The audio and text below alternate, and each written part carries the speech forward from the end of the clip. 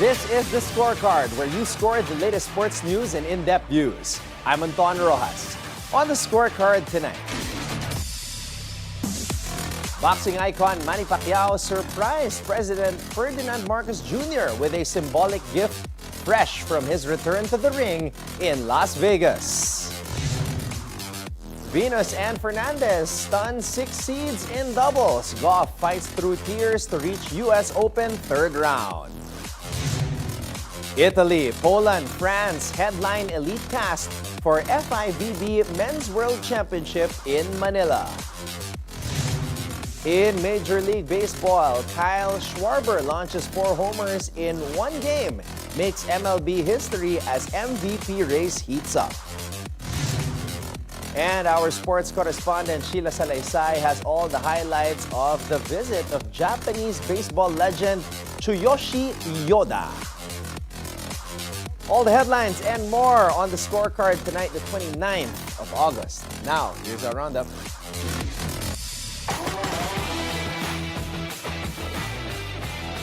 Boxing icon Manny Pacquiao surprised President Ferdinand Marcos Jr. with a symbolic gift fresh from his return to the ring in Las Vegas. He entered the palace with a World Boxing Council belt and autographed gloves.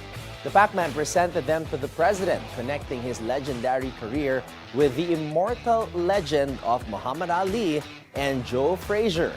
The meeting marked the kickoff of the 50th anniversary of the epic Thrilla in Manila, the iconic 1975 Ali-Frazier battle at the Araneta Coliseum.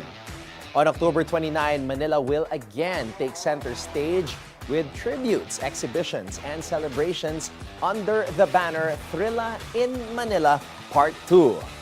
Pacquiao stressed the commemoration honors boxing's greatest, while showing the Philippines can still host world-class events. President Marcos agreed, recalling memories of watching Ali train in the 1970s. With presidential support, Pacquiao promised a celebration of Filipino pride and the enduring spirit of boxing, a reminder that Manila once held the heart of the fight game. Volleyball fans, get ready for a blockbuster September as the planet's biggest names descend on the Philippines for the FIVB Men's World Championship at the Mall of Asia Arena and Smart Araneta Coliseum. World number 1 Poland, defending champion Italy, Olympic gold winner France lead a stacked 32-team field that promises elite action at the highest level. The mighty Poles will be spearheaded by VNL MVP Jakub Kochanowski and power spiker Wilfredo Leon. Hungry to prove why they're sitting at the top of the rankings. Poland took silver in Paris but soared to number 1 after crushing Italy in last month's VNL finals in China. The French, currently ranked 4th, are riding the momentum of back-to-back Olympic gold medals, including a straight sets win over Poland in the Paris final. Paris MVP Ervin Ngapeth is expected to lead their charge, with France aiming to improve on their quarterfinal exit 3 years ago. Italy, the defending world champ, will lean on VNL best setter Simone Gianelli and best outside spiker Alessandro Micheletto to defend their crown. And don't sleep on Brazil, the world number 3 and last World Championship bronze medalist. The action unfolds September 12 to 28, and with this star-studded cast, Filipino fans are about to witness volleyball at its absolute best. Now in tennis, at 45 years old, Venus Williams just proved she still has the magic, this time with a new partner in Leylah Fernandez. Venus Williams and Leylah Fernandez captivated a roaring crowd at Louis Armstrong Stadium, defeating 6 seeds Yumila Kichenok and Ellen Perez 7-6, 6-3 to advance to the women's doubles second round at the US Open. It was Venus's first women's doubles win at Flushing Meadows since 2014 and her first at any Grand Slam since the 2018 French Open. After the match, Venus called Fernandez the best partner I've ever played with outside of Serena. The crowd erupted all night with chants of "Here we go, Venus!" and signs reading, "Welcome to the Williams Show." The 7-time Grand Slam singles champion is now moving forward with Fernandez, facing Ulrich Ikeri and Eri Hozumi in the next round. Venus closed the night with her signature twirl and wave, thanking fans and promising to keep getting better. Meanwhile, a tearful Gauff, the 2023 U.S. Open champion and current third seed, survived a scrappy showdown against Croatia's Donna Vekic to pull off a 7-6, 6-2 victory at Arthur Ashe Stadium. Gauff, after the match, an emotional Gauff thanked the crowd for lifting her through the storm. She also found inspiration from Olympic legend Simone Biles, who was in the celebrity-studded crowd. Up next, Gauff will take on Poland's 28th seed Magdalena Frech in the third round this weekend. In men's tennis, is Jannik Sinner destined for back-to-back U.S. Open glory? Sinner is unstoppable at the U.S. Open, crushing Alexei Popyrin in the second round for his 23rd straight hardcourt win this year. That victory also sealed his 50th hardcourt major win, matching Roger Federer's legendary 41-9 record through 50 matches. Federer, the king of grass, also owned 11 hardcourt majors, including 5 straight U.S. Open titles. Now Sinner, who lifted the trophy last year, looks poised to chase that same greatness in New York. The stage is set. Can Sinner turn history into his own dynasty? Stay tuned. Moving on to Major League Baseball, when you talk about fireworks, Kyle Schwarber just gave us the show of a lifetime. Kyle Schwarber electrified the diamond, blasting 4 home runs to etch his name into the record books and keep his MVP campaign very much alive. The Philadelphia Phillies slugger delivered MLB's 21st 4-homer game, torching the Atlanta Braves in a 19-4 rout. It's the third time this season we've seen this rare feat after Eugenio Suarez and Nick Kurtz, making 2025 the first year in history with 3 4-homer performances. Schwarber also pushed the Phillies to another historic mark, their 4th 4-homer game in franchise history, more than any team in Major League Baseball. He even had a chance to become the first player ever with 5 homers in a game, but popped out in the 8th. Now, with a career-high 49 homers, leading the National League and just one shy of MLB leader Cal Raleigh, Schwarber's power surge puts heavy pressure on MVP favorite Shohei Ohtani. So the question is, can Schwarber close the gap in the final month of the season? Well, one thing's for sure, this 4-homer night proves that he's not done yet. Lewis Hamilton is talking about a restart, not a reset, not a rebuild, a restart, as he heads into the Dutch Grand Prix at Zandvoort. The 7-time world champ says he's locked in on enjoying the race again. This is a guy who's been through the ringer at Ferrari, who's heard the doubts, who's felt the pressure of an entire dynasty shifting away from him. And yet, here he is, calling this weekend a chance to flip the script. And look, the stats don't lie. Zandvoort is Max Verstappen's kingdom. He won the last 4 Dutch GPs. The place turns into a sea of orange madness. But Hamilton's history here is strong too. He's been on this podium before, and if he can put together a clean qualifying and keep it tough in the strategy game, he could shake up the narrative. So yeah, this race isn't just about points. It's about image. It's about relevance. It's about whether Hamilton can take back control of his storyline. Call it a great restart moment or call it one last stand. Either way, the Dutch GP just got a whole lot more intriguing. And here's your daily dose of sports lingo. Did you know that in golf, there's a magic spot that can make or break your shot? The sweet spot is the ideal spot on the club face to strike the ball. Hit it there and you'll get maximum distance, accuracy, and that satisfying feeling of a clean shot. Miss the sweet spot and the ball can hook, slice, or fall short of your target. Now, this is why pro golfers train relentlessly to consistently connect with that perfect shot. In golf, the sweet spot isn't just a point on the club face. It's the secret to mastering the game. It's time for our off-court buzzer. A football legend just dropped a bombshell, and the game will never be the same. Mitch Brown, former West Coast Eagles star, reveals he's bisexual, and he's done hiding in the shadows. After a decade in a hyper-masculine AFL world, Brown says it's time to shake the culture and protect players. I played in the AFL for 10 years for the West Coast Eagles, and I'm a bisexual man. He made history in nearly 130 years of elite Aussie rules. Brown spoke out after a series of homophobic incidents, including star player Isaac Rankin's suspension for slurs. He urges the league to focus on structural change, not just punishments, and hopes his story ignites conversations that make locker rooms safer for all.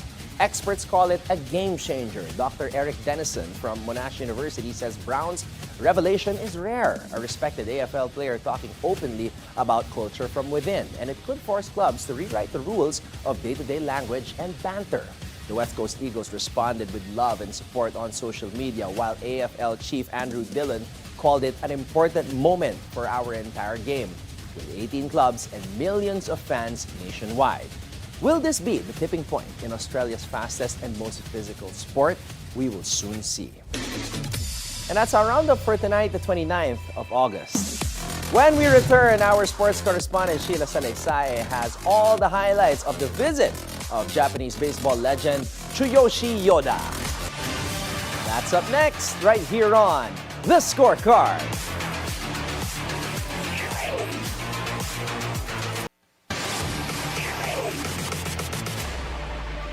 Welcome back to The Scorecard. Japanese baseball legend Tsuyoshi Yoda returned to the Philippines to conduct a series of clinics for young hopefuls who wish to make it big on the diamond. Here's our sports correspondent Sheila Salaysay with the highlights of this sports icon's visit.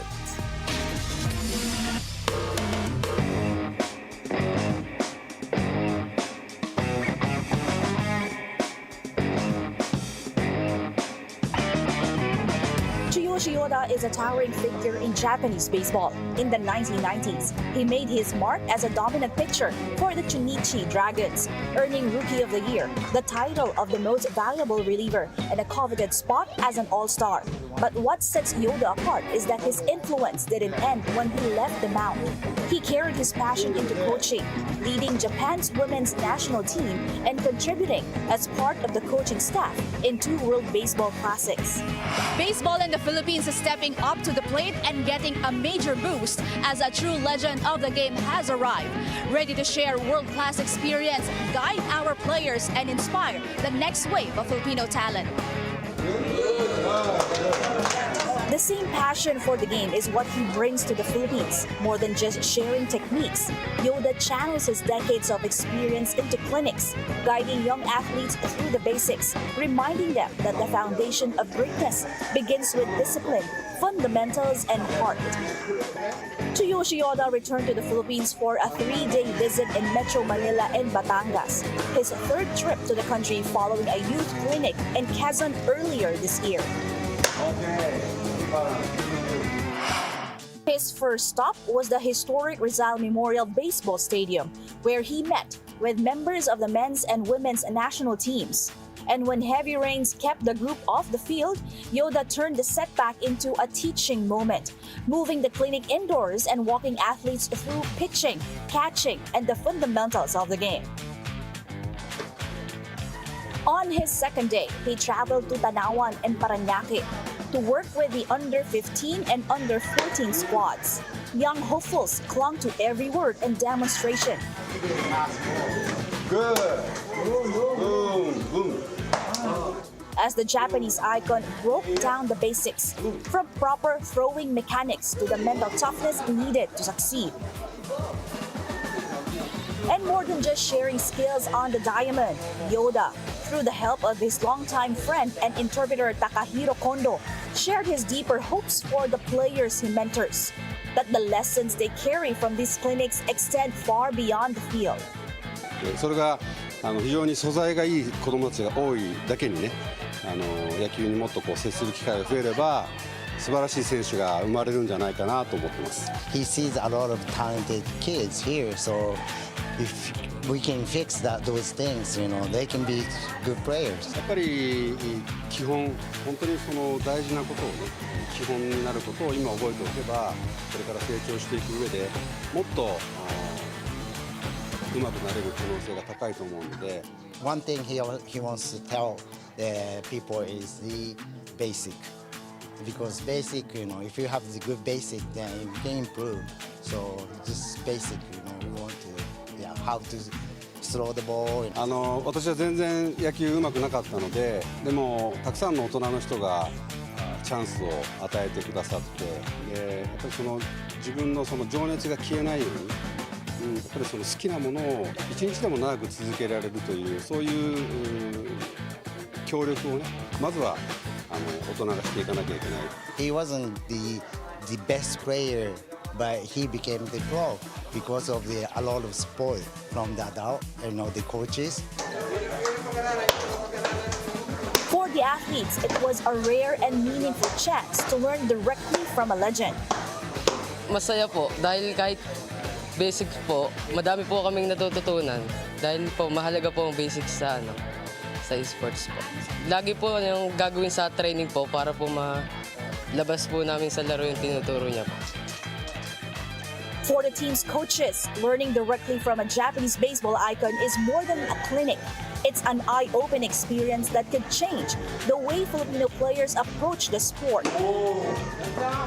Sobrang swerte kasi sa dami ng team sa Pilipinas, Tanawan ang napili ng isang WBC coach na talaga namang from Japan. Alam naman natin na ang Japan is #1 sa baseball. Kaya napakaswerte ng mga players na naka-attend para maturuan niya. Sa 30 years kasi ng baseball Tanawan, advantage namin na walang sawang suporta from LGU.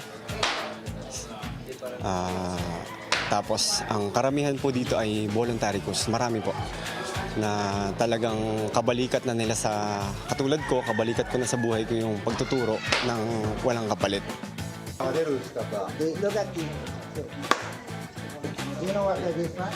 Tsuyoshi Yoda is now channeling his experience into discovering and nurturing Filipino players, ideally homegrown talents, who he believes that one day compete in Japan or even reach global stages. From clinics in Quezon to training sessions in Manila, Tsuyoshi Yoda is leaving more than just lessons in baseball. フィリピンの皆さん、こうやってフィリピンに来てね、いろんな機会をいただいてありがとうございます。素晴らしいプレイヤーがキッズが多いので、ぜひぜひ、フィリピンでも国内でもそうだし、フィリピン以外の国に出て、特に私は日本でね、活躍してくれる、そういうスターを待ってます。楽しみにしてます。 Thank you very much for having us, here in the Philippines. Then, hope one day, those kids play in the Japan, professionally. So, they keep having passion, please. Don't give up their dream. Some people have good form.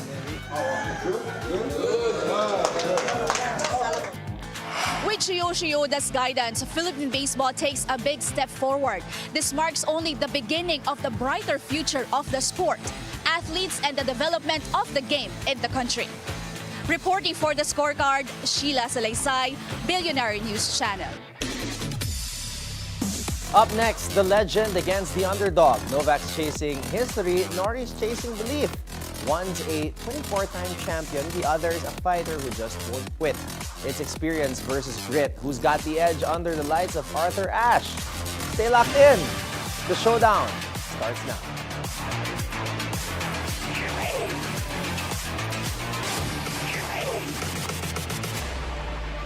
Welcome back to the Scorecard. It's time to keep your eyes on the prize. Novak Djokovic is 38, 24 Grand Slams. The GOAT, as many would say. Here we are again asking the same question. Is this the moment he finally looks vulnerable? He's in the third round against Britain's Cam Norrie, a guy he's beaten 6 straight times. But Djokovic hasn't exactly been sharp so far in New York. He got pushed by a teenager in round 1, dropped a set to Zach Spadja in round 2.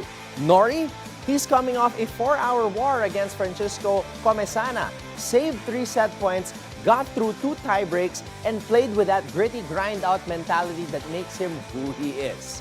He's not gonna bomb 20 aces or blow Djokovic off the court. His only path here is physicality. Drag Novak into a scrap, extend points, test those legs in this humidity.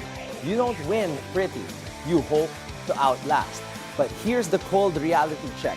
Djokovic has chewed up these guys before. Look at Gail Monfils, one of the most talented shot makers ever. 20 losses, 0 wins against Novak. It's a graveyard for hopefuls. Nori's 0-6 head-to-head looks the same way. But still, Nori's playing free. He's enjoying the ride. And now he's got a chance to write his biggest New York chapter. Djokovic. He always plays himself into form the deeper he goes. And if he finds that gear tonight, it's going to be over quick. But if Nori can somehow make this physical, maybe he turns Arthur Ashe into chaos. So stay ahead of the game as the US Open heats up with blockbuster matchups and title dreams on the line. Here's your odds breakdown for tomorrow.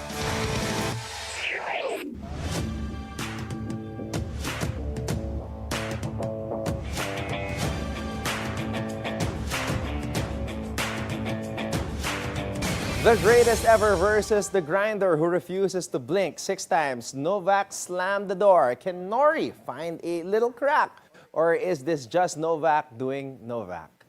Locking in, buckle up. This is New York Tennis. We're going to find out if Cam Nori can make it a battle or if Djokovic shuts the lights off early. Before we go, think on this.